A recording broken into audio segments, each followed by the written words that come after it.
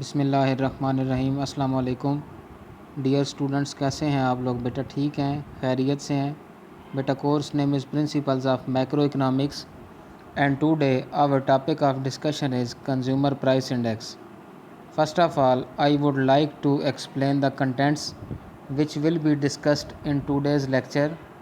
First of all, we will discuss what is consumer price index and who introduced the consumer price index.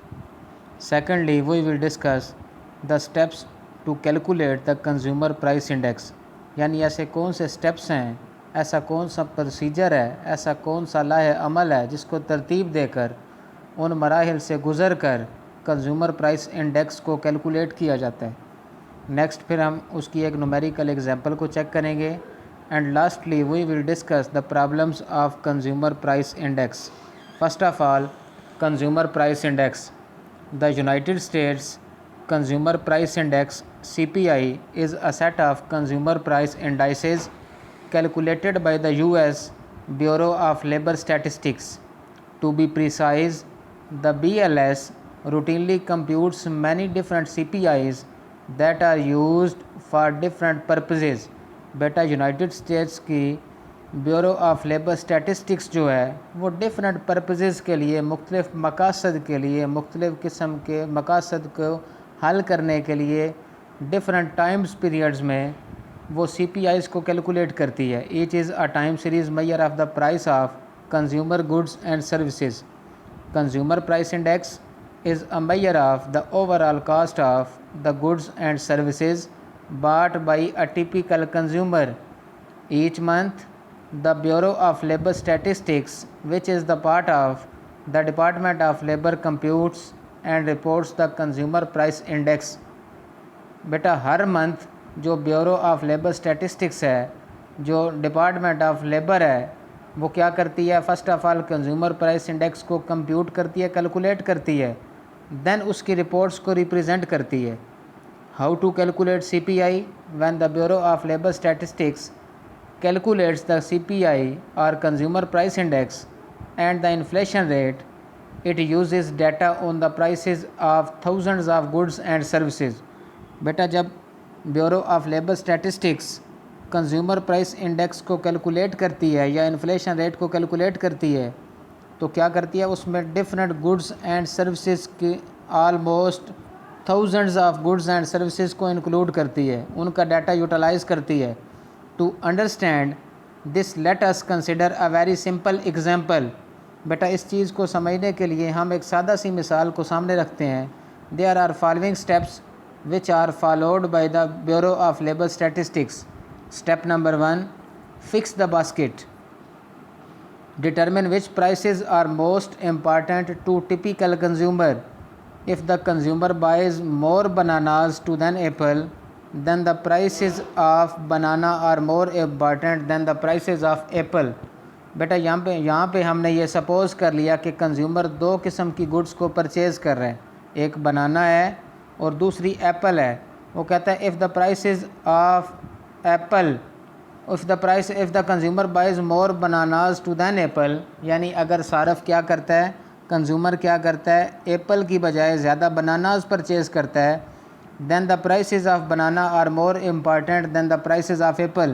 तो फिर consumer की नज़र में जो बनाना की प्राइस है वो ज़्यादा इम्पॉर्टेंट है as compared to the price of apple. Therefore more weight should be given to banana, लिहाजा जो ज़्यादा वेटेज होगा वो बनाना को दिया जाएगा। The BLS sets these weights by serving consumers to find the basket of goods and services bought by the consumers. Bureau of जो labor statistics है वो डाटा किस तरह कैलकुलेट करती है? सर्वे करके कंज्यूमर्स से जब वो सर्वे करती है तो वो basket of goods and services को फिक्स्ड कर लेती है उस सर्वे के नतीजे में। तो बेटा ये था step number 1। Secondly step number 2, fix the prices. Find the prices of each of the goods and services in the basket at each point in time. Second जो स्टेप है बच्चे, आपने उस सेकंड स्टेप के अंदर बेटा प्राइसेस को fixed करना है, प्राइसेस को फाइंड करना है। जो मार्केट में गुड्स एंड सर्विसेज की प्राइसेस चल रही हैं उनको आपने मद्देनज़र रखना है। Step number 3, compute the basket's cost, use the data on prices to calculate the cost of the basket of goods and services at different times. बेटा डिफरेंट टाइम्स पीरियड के लिए जब आप कास्ट को कैलकुलेट करना चाहते हैं तो आप क्या करते हैं, प्राइस को क्वांटिटी के साथ मल्टीप्लाई करते हैं। फॉर एग्जांपल हम सपोज़ करते हैं कि एक कंज्यूमर मार्केट में जाता है, वहाँ से वो 4 किलोग्राम एप्पल्स परचेज़ करता है और पर किलोग्राम जो एप्पल की प्राइस है वो 150 रुपीज़ है। अगर हम चेक करते हैं कि उसके टोटल एक्सपेंसेस कितने हुए हैं, टोटल कास्ट कितनी है, तो बेटा हम चेक करेंगे 150 को 4 से मल्टीप्लाई करेंगे तो हमारे पास 600 रुपीज़ आ जाएगी, ये उसकी टोटल कास्ट है। सेम इसी तरह CPI को कैलकुलेट करते हुए हमने कंप्यूट द बास्केट्स कास्ट, उस बास्केट के अंदर जितनी गुड्स एंड सर्विसेज को इंक्लूड किया है उनकी क्वांटिटी को प्राइस के साथ हर ईयर के अंदर मल्टीप्लाई करके आपस में उन्हें प्लस कर देना है। तो जो वैल्यू हासिल होगी बच्चे वो कास्ट ऑफ द बास्केट कहलाएगी। Step number 4, select the base year and compute the index. आपने जब CPI को कैलकुलेट करना है तो बच्चे आपने कैलकुलेट करते वक्त स्टेप नंबर 4 पे किसी एक ईयर को एज अ बेंचमार्क कैटेगरी या बेस ईयर सिलेक्ट कर लेना है। Select 1 year as a base year, the benchmark against which other years are compared. Step number 5, compute the inflation rate. Use the consumer price index to calculate the inflation rate, which is the percentage change in the price index from the preceding period. बेटा आपके सामने ये जो picture दिखाई गई है ये formula of consumer price index है। Consumer price index formula is equal to value of market basket in the given year divided by value of market basket in the base year multiply by 100। अब हम बच्चे इसकी एक numerical simple example check करते हैं। Step number 1, survey consumers to determine a fixed basket of goods. हमने consumers से एक सर्वे कंडक्ट किया है जिससे हमें पता चला कि हमारी जो बास्केट ऑफ गुड्स है जिसको हमने फ़िक्स किया है उसके अंदर 4 बनानाज हैं और 2 एप्पल्स हैं। Step number 2, find the price of each good in each year. हमने जो आपके सामने ये टेबल को शो किया है, इस टेबल के अंदर बच्चे 3 पोर्शंस हैं। फर्स्ट पोर्शन में ईयर्स यानी टाइम पीरियड को शो किया गया है, सेकंड पोर्शन में प्राइस ऑफ बनाना को शो किया गया है एंड थर्ड वन आपको प्राइस ऑफ एप्पल को शो किया गया है।